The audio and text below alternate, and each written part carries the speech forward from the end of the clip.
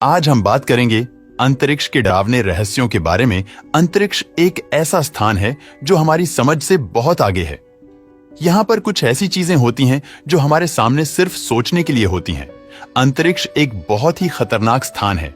वहाँ रेडिएशन की मात्रा बहुत अधिक होती है। ये रेडिएशन हमारे शरीर के लिए बहुत हानिकारक होते हैं। जब हम अंतरिक्ष में जाते हैं तो हमारे शरीर को संरक्षित करने के लिए कुछ सुरक्षा प्रणालियों का प्रयोग करना पड़ता है। इसके अलावा हमें संभवतः खतरनाक स्थितियों से बचने के लिए सही प्रशिक्षण की आवश्यकता होती है। आखिर क्यों है इतना रेडिएशन अंतरिक्ष में है? असल में स्पेस का अपना कोई तापमान नहीं है।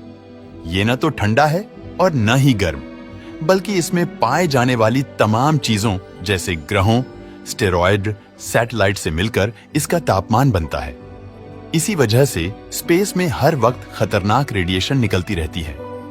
ये रेडिएशन स्पेस में तापमान को -200 फ़ारेनहाइट से लेकर +300 डिग्री फ़ारेनहाइट तक ले जाता है। ऐसे में अगर इंसान इसके संपर्क में आए तो उसकी जान जाने में कुछ ही पल लगेंगे।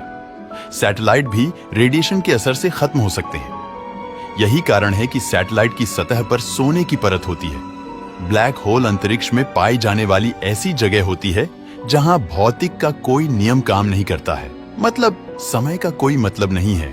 गुरुत्वाकर्षण बल बहुत अधिक होता, जिसके प्रभाव क्षेत्र में आने पर कोई भी वस्तु, यहां तक कि प्रकाश भी उससे बच नहीं सकता है। वे उसके अंदर समा जाएंगी।